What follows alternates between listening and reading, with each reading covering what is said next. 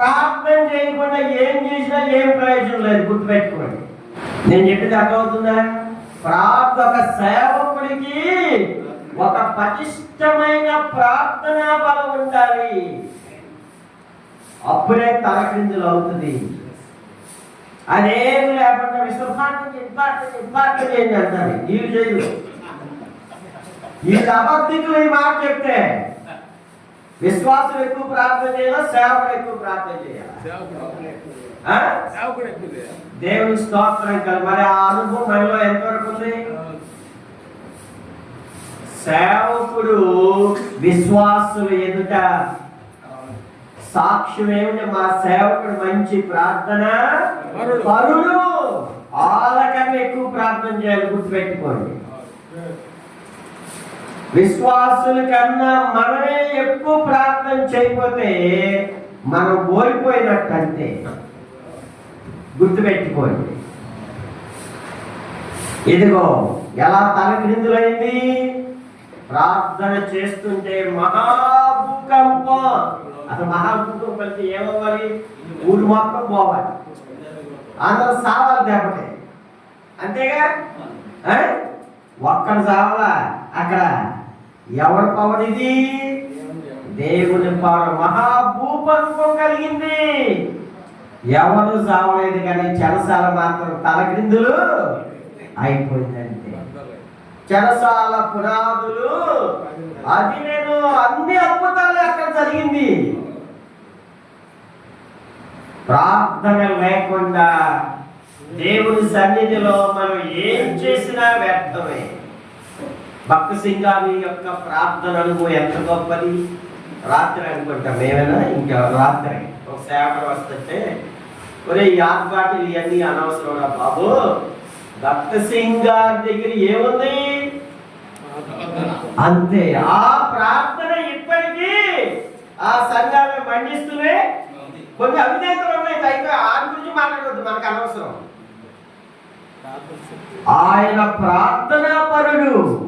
ఆయన పుస్తకం చదువుతూ జాన్ గారు, జాన్ గారు, ఆయన ఒక మీటింగులకి వెళ్తే మెడ్రాసులో, ఈయనేమో జాన్ గారేమో ఒక 2 దాకా ప్రార్థన చేసి పడుకున్నారు.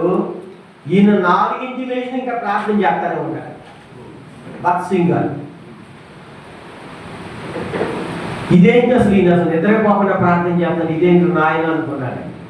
ఆయన అన్నాడు, నేను ఉదయం ప్రసంగానికి చాలినంత ప్రార్థన చేసే వరకు కూడా నేను ఆగను అని అన్నాడు. మనం దీనిలో ఎవరు పనికిరాడు. మేము కారులో వస్తపడి ప్రార్థన చేస్తాం. నేను చెక్కుబాటు నుంచి మోగుతానే ఉంటాను. అసలు మేము ఎప్పుడైనా అంతే లేదు. అసలు మేము కారులో వచ్చేటంటే మాటలు చెప్పినా ఊరుకొని ఎవరిని ప్రార్థన చేద్దామంటే ఊరు దాటినాక ప్రార్థన చేస్తాం. మేము ఇక్కడికి వచ్చేదాకా కూడా ప్రార్థన చేసుకుంటాం. మన జీవితాల్లో ప్రార్థనే పరిస్థితులను మారుస్తుంది, తలక్రిందులను చేస్తుంది. చూడండి ఇక్కడ ఏం జరిగింది. చెరసాల పునాదులు అదిరేను, తలుపులన్నీ తెలుసుకునే అంటే ఆ ముందు తలుపు కట్టేసి ఉంటాడు. రోమా ప్రభుత్వం చెరసాల అంటే ఏంటి? మామూలుగా కాదు, ఎంతో బలమైనవి అవి. తలుపులు మొత్తం, గిడిలు మొత్తం తెలుసుకున్నాయి. ఇంకేంటి అద్భుతం? అందరి బంధకములు ఊడేను. ఆశ్చర్యపోతారు ఒక్కొక్కరు. అందరు ఇట్లా పట్టుకున్నారు, ఇప్పుడు ఇట్టన్నారు, ఊడిపోయి దెబ్బకే. ఇదే తలక్రిందులు. మన జీవితాల్లో ఇలాంటి అనుభవాల్లో మనం రావాలని ప్రార్థన చేయాలి. పౌలు గారు లాంటి తలక్రిందుల అనుభవం మనలో ఎంత ఉంది? ఒక్కసారి ప్రశ్న వేసుకుందాం నాతో సహా. సేవ చేస్తున్నాం అని అంటాం కాదు. 2 మీటింగ్కి వెళ్ళి 3వ రోజున సర్కిల్ పడి కూర్చుంటాం, అంతకన్నా కాదు. దేవుని సన్నిధిలో నీకు ఎన్ని అవకాశాలు వచ్చినాయో వాటిని ఎక్కడా వదులుకోవచ్చు. ఒకవేళ ఎక్కడ లేదు, ప్రభు సన్నిధిలో మోకరించి ఏం చేయాలి? బలమైన ప్రార్థన చేయి, గంట తరబడి ప్రార్థన చేయి. మా సంఘంలో ఆన్లైన్ ప్రేయర్ పెడతాం ప్రతి నెల చివరి రోజున 9 కాడి నుంచి 4 వరకు ఉంటుంది. నిద్రపోయే వాళ్ళు వద్దు. 9 కాడి 4 కూడా ప్రార్థన చేస్తాం. మూడు విరామాలు ఉంటాయి. 12కి ఒకసారి, మళ్ళా 2కి ఒకసారి, ఇక అంతే. 4కి ముగే. ఇంకా ప్రార్థన చేసే వాళ్ళు మిగిలిపోతారు. మాకు ఇక ఆపమంటాం, టైం అయిపోయింది, ఇక ఆపండి అంటాం. ప్రార్థన అనుభవం లేకపోకుండా మన జీవితం ఎక్కడ విజయం సాధించగలుగుతాం? ఇదిగోండి, చెరసాల పునాదులు అదిరేను, తలుపులన్నీ అందరి బంధకాలు, ఇద్దరి ప్రార్థనలు. అంతే కదా, ఎవరెవరి? పౌలు శీల గారి ఇద్దరి ప్రార్థనలు. అక్కడ ఎంతమంది ఉన్నారో అందరి బంధకాల్లో ఊడిపోయిన అద్భుతం జరిగిందని వాళ్ళకి ఆశ్చర్యపోయారు. ఏంట్రా బాబు, ఏంటి ఊడిపోయి, ఏంట్రా నాయన, ఇలా ప్రార్థనకి, ఇలా యొక్క ప్రార్థనకి ఏంట్రా ఇలా జరిగింది? ఆశ్చర్యపోయారు వాళ్ళందరూ. ఇదే తల క్రిందులు. అర్థమైందా? చెరసాల నాయకుడు ఏం చేశాడు?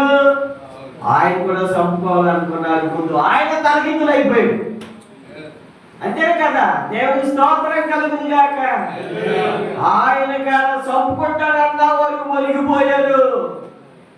ఎవరినైతే కొట్టాడో, బండ వేసి బిగించాడో, ఒక తోపు దోశాడో, కాళ్ళతో తన్నాడో, చేతులతో తన్నాడో, మరి వచ్చాడు గడగడ మొలిచాడు. మోకలిచ్చి ఉంటారు, సాగిలు పడి ఉంటారు. ఏమన్నాడు? అయ్యలారా అది సాగిలు పడి చూడండి, లోపలికి వచ్చి వణుకుచు 29 వచ్చిన చదవండి. అతడు దీపము తెమ్మని చెప్పి లోపలికి వచ్చి, ఎంతమంది సేవకులు ఉన్నారో, ఎంతమంది ఖైదీలు ఉన్నారో వాళ్ళందరి హృదయాల్లో అసలు భూకంపం వచ్చింది. అంతే కదా, అసలు భూకంపం మామూలుగా వచ్చింది. చెరసాల నాయకుల్లో కూడా భూకంపం, హృదయంలో భూకంపం వచ్చేసింది. అంతే, అందరూ మారారు, అందరూ సువార్త విన్నారు. శ్రమలలో, అభ్యంతరాల్లో, కష్టాల్లో కూడా దేవుడి విజయాన్ని సాధిస్తారు. అమలారా మీరు కూడా ఉన్నారు. ఏదైనా కష్టం వస్తే బేరం మనబాకండి. కష్టం వస్తే ప్రభు సన్నిధిలో నువ్వేం చేయాలి? ప్రభువా, నా భర్తనే మార్చు, నా పిల్లల్ని మార్చు, ఈ సమస్యకి నువ్వు పరిష్కారం చూపించు అని ఏం చేయాలి? పోట్లాడటం కాదు, ప్రార్థన చెయ్యాలి. మనం అది తప్ప అన్నీ చేస్తాం. ఇదే వచ్చిన చిక్కు. నిజమా కాదా? అది తప్ప అన్నీ చేస్తాం, ప్రార్థన తప్ప ఏదైనా చేస్తాం. ఇదే వచ్చిన చిక్కు. హృదయాల్లో భూకంపాలు వచ్చేసినాయి. అక్కడ అందరి బంధకాలు ఊడి ఎవరు చూడండి, అక్కడ అయ్యలారా రక్షణ పొందుటకు నేనేమి అంటే వాళ్ళు పాడిన పాటలు ఏముంది? రక్షణ గీతాలు పాడుంటారేమో. అంతే కదా, వాళ్ళు అలిసి ప్రార్థన చేసి ఉంటారు. ఎవరు ప్రార్థన చేసి ఉంటారు? ప్రభువా, మమ్మల్ని కొట్టారు నాయనా, రక్షించు. ప్రభువా, మమ్మల్ని బిగించారు, ప్రభువా వాళ్ళని రక్షించు. అంత ముందు కూడా ఒక మాట ఉంది చూడండి, 16వ అధ్యాయం 17వ వచనం చూడండి. దైవం ఏమని చెప్పింది? 16:17 మమ్మల్ని వెంబడించి ఈ మనుష్యులు, ఏ దేవుడు? సర్వోన్నతుడు, మహిమోన్నతుడు, సర్వశక్తిమంతుడు, సర్వోన్నతుడైన దేవుని దెయ్యం సాక్ష్యం ఇస్తుంది ఇక్కడ దేవుడి గురించి. దెయ్యాలు ఒప్పుకున్నాయి, మనం ఒప్పుకోవాలి. ఏమన్నారు? వీరు మీకు స్వస్థత కాగితనం పొంగిస్తున్నావా, నూనె ఇస్తున్నావా, ఖర్చు ఇస్తున్నావా? ఏముంది ఇక్కడ? రక్షణ మార్గములు ప్రచురించువాడు. సేవకుడంటే ఏంటి? రక్షణ మార్గమే. మిగతాది ఇచ్చేవంటే నీది ఇసుక మీద కట్టిన ఇల్లు. ఇంకా ఇది తప్ప ఇంకేదన్నా చేసేవా? రేపు దేవుడు అడుగుతాడు, రే ప్రభువా ప్రభు అని పిలుచు ప్రతివాడు పరలోక రాజ్యంలో చేరరా. నా తండ్రి చిత్త ప్రకారం చేయలేదురా. మీరు మొహం పగలగొచ్చేస్తారు. ఇట్టకూడదు రేపు. మాటలు కాదు, దేవుని తీర్పులో ఎవరు తప్పించుకోలేడు. జాగ్రత్త.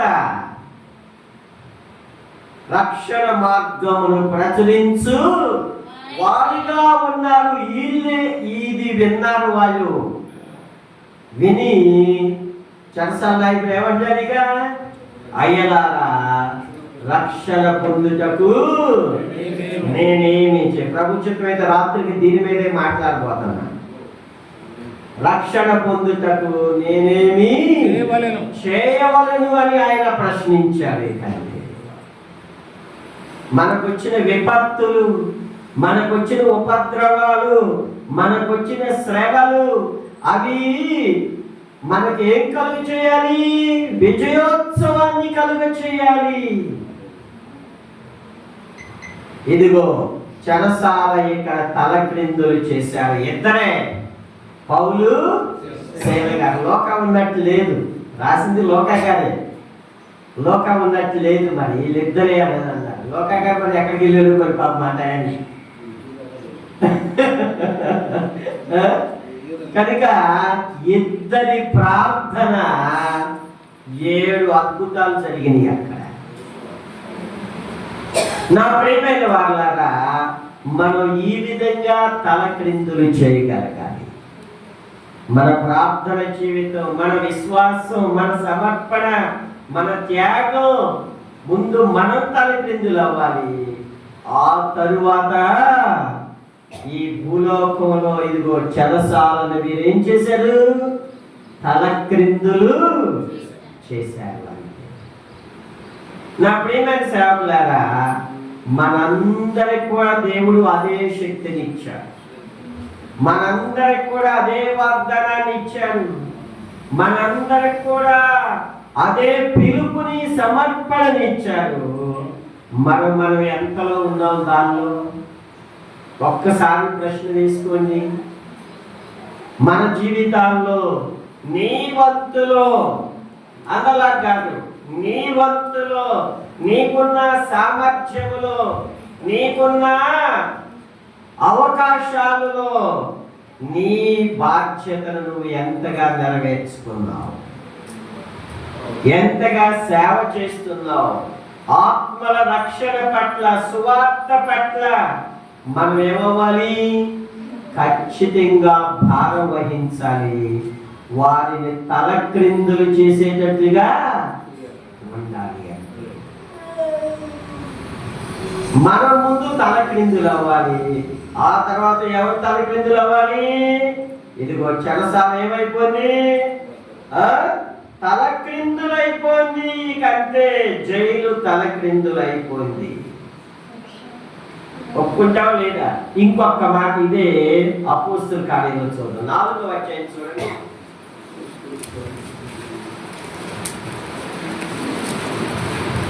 31వ వచనం చూడండి. 4:31.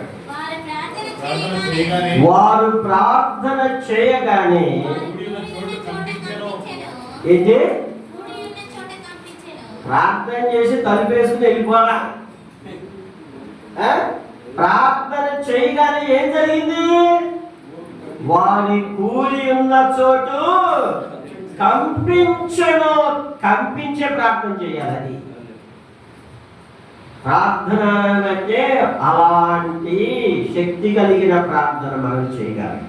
ఊరికే కసేపు చేసి 10 నిమిషాలు చేసి వాడకాన్ని చేసి కానీ ఆమె ఈజెట్ అనుకుంటాం. కానీ ఒక సేవకుడు అంటే ఒక పొటెన్షియల్ ప్రేయర్ పవర్ ఉండాలి ప్రియమైన వాళ్ళ. అది అన్నమాట. అసలు ఈ పత్రికలన్నింటిలో ప్రార్థన చేయకోకుండా పౌలు గారు ఎక్కడ అన్నాడా? రోమా పత్రిక నుంచి హెబ్రీ పత్రిక ఆయన రాసలేదు, మన కొందరు అంటారు 2వ తిమోతి పత్రిక వరకు. అవన్నీ మనకు వద్దు, ఆ వివాదాలు మనకు వద్దు. అసలు రెండోదానికే మనకు రావట్లేదు. అవి మనకి ఎందుకు ఏమంటారు? బైబిల్లో ఉన్నదంతా మనకు రాదు. ఇవన్నీ అసలు నేను వాటి కోసం అసలు పోనైపోతుంది. 2వ తిమోతి పత్రిక వరకే ప్రార్థన ఆయన మెన్షన్ చేయకుండా ఎక్కడన్నా పత్రికలో ఉందా? ఒక్క వచనం చూద్దాం. చూడండి, కొలస్సీ పత్రికలో ఏమన్నారు చూడండి, 4:2. కొలస్సీ 4:2. చాలు, ఇంకేమవుతుంది? ప్రార్థన యందు నిలకడగండి. ఏంటి నీకు అవసరమైతే ప్రార్థన చేస్తా, లేకపోతే నిలబడి కూర్చుంటావా? వీలైతే ప్రార్థన చేస్తావు, లేకపోతే నిలబడి ఉంటావా? ఒక సేవకుడు అంటే ప్రార్థన ఎలా ఉండాలి? ఒక సమయం, ఒక టైము నీవు ఖచ్చితంగా కేటాయించేసుకోవాలి అంతే. ప్రార్థన యందు నిలకడగా.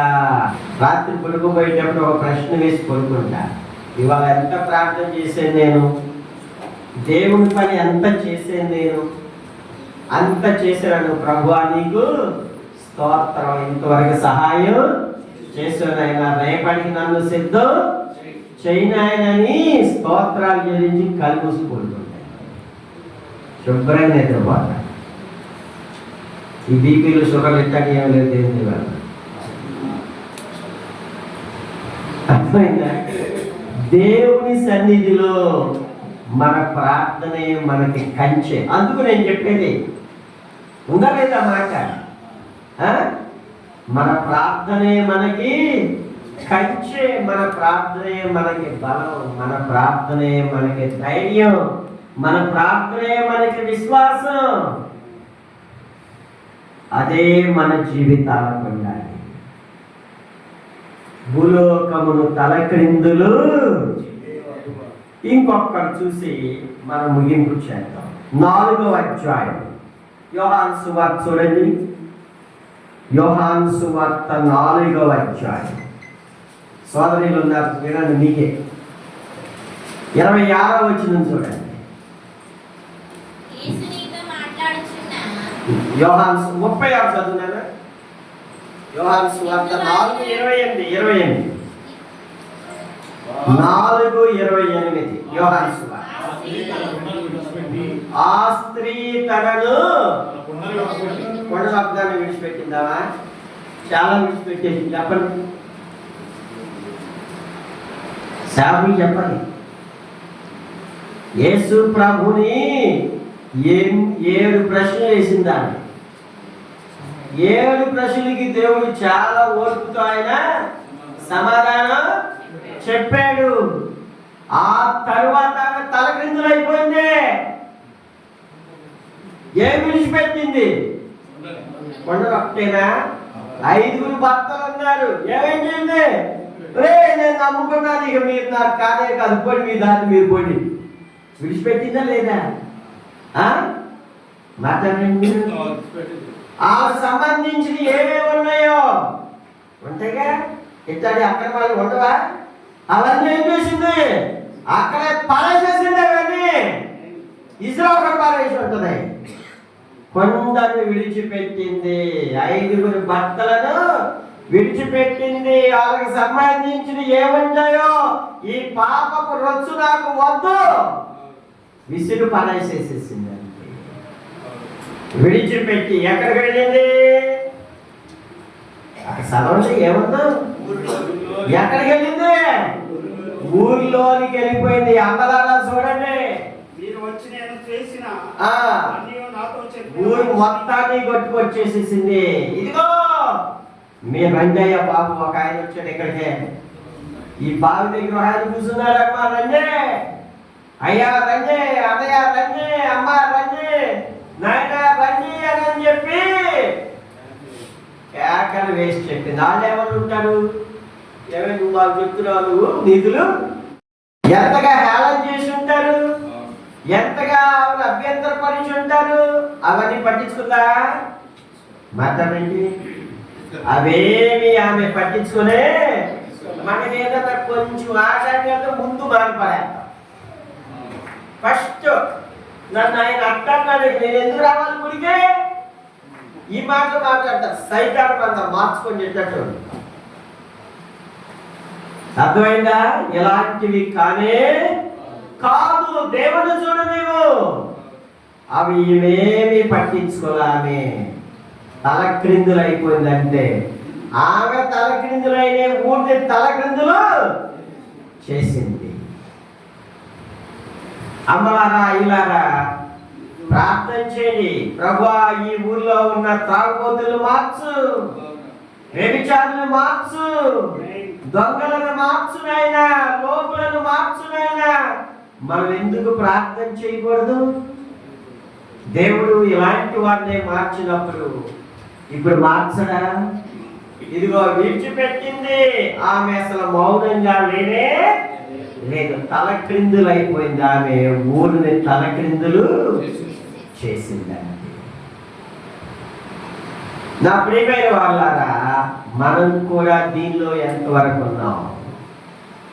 ఒక ఊరు మొత్తానికి ఒక్కమే ప్రభావితం చేసింది. ఎన్ని ఆటంకాలు వచ్చినా, ఎన్ని ఏసడింపులు వచ్చినా, ఎన్ని తిరస్కారాలు వచ్చినా, ఏది వచ్చినా తను నమ్మిన దాన్ని, రక్షణ జీవితాన్ని, మారు మనసు పొందిన జీవితాన్ని ఆమె విడిచి పెట్టలే. 39వ వచనం చూడండి, 4:39. అదిగో మళ్ళీ చెప్తుందా, నేను చేసినవన్నీ నాతో చెప్పానని. బాగానే ఇవేం చేసింది? సాక్ష్యం చెప్పిందా లేదా? మన సంఘాలు సాక్ష్యాలు ఉన్నాయా? అసలు ఈ సాక్ష్యాలు గుళ్ళో కాదు చెప్పాల్సిన. ఎక్కడ చెప్పాలి?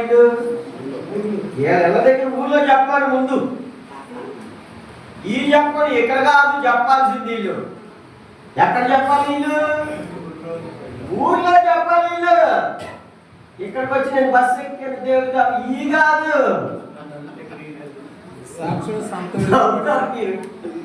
వీళ్ళు ఎక్కడ చెప్పాలి సాక్ష్యం? అది వీళ్ళ బంధువుల మధ్య చెప్పు, లేదా వీళ్ళ తోటి వారి మధ్య చెప్పు, వీళ్ళ ప్రక్క వారి మధ్య చెప్పి ప్రభు దగ్గర కనిపించు. ఇది లేకపోకుండా నేను అక్కడ చెప్తే ఇక్కడ ఎందుకు? వాస్తవం కాదు నేను చెప్పిన మాట. ఈమెం చేసింది? ఊర్లోకి వెళ్ళిపోయింది, ప్రతి వీధి తిరిగింది, ప్రతి ఇల్లు తిరిగింది. అయ్యా, ఇదిగో నా జీవితాన్ని మార్చిన క్రీస్తు ప్రభు ఇక్కడ ఉన్నాడు. అయ్యా, నా వ్యభిచారాన్ని జయించిన క్రీస్తు ప్రభు మెస్సయ్య ఇక్కడికి వచ్చాడు. ఇదిగో ప్రవక్త వలె నాతో మాట్లాడాడు, రండి అని చెప్పి ఆమె సాక్ష్యం ఇచ్చింది. మౌనంగా అసలు లేనే లేదు. రక్షించబడినాక నువ్వు ఎవరే మౌనంగా ఉండకూడదు, గుర్తుపెట్టుకోండి. ఒక స్త్రీయే అలా చేస్తే ఇంకా మనం ఇంకెంత చేయాలి? స్త్రీలు మౌనంగా ఉండబాటు వచ్చారు కాబట్టి చెప్తున్నా. ఊరికే గుడికి రావద్దు, మందిరానికి వచ్చి నువ్వేమవ్వాలి? మార్పు చెందాలి, అనేకులను మార్చాలి. తలక్రిందులు అయిపోయింది ఏమంటే ఊరిని తలక్రిందులు. చూడండి 42వ వచనం చూసి మనం ముగింపు చేద్దాం. ఇదిగో 40 చదువురా, ఆయన మాటలు వినినందున ఇంకను ఎంతమంది మీరు? ఒక్క ఆమె ఎంతమందిని తీసుకొచ్చింది? సుకారణ ఊళ్ళో ఒక సంఘం ఆమె ద్వారా ఏర్పడిపోయింది. అదే కదా, అనేకులు నమ్మి. ఇప్పుడు ఎవరంటున్నారు? అంత ముందేమో ఆమె బూతులు తిట్టారేమో. ఇప్పుడేమన్నారు? ఆ స్త్రీని చూచి నీవు చెప్పిన మాటను బట్టి కాక నిజముగా లోక రక్షకుడని తెలుసుకొని నమ్ముచున్నాము. ఒక్క వ్యక్తి, సమరయ స్త్రీ, సుఖాలనే ఊరిని తలక్రిందులు చేసేసేసిందండి. ఆమె తలక్రిందులైంది, ఊరిని తలక్రిందులు చేసినది. ప్రియమైన వాళ్ళ, మన జీవితాల్లో ఆ విధంగా ఉండాలి. యాసోను గారి ఇంటికి వచ్చిన వాళ్ళు ఎవరు? చూస్తాగి దెబ్బతిన్న వాళ్ళు. మరి వాళ్ళ బట్టలు ఎట్లున్నాయో, మురికి బట్టలు, మరి ఏరో పడితే ఎట్లుంటుంది? చిరిగిపోయిన బట్టలు, మురిగి, మన మంచి వైట్ అండ్ వైట్ ఇస్త్రీ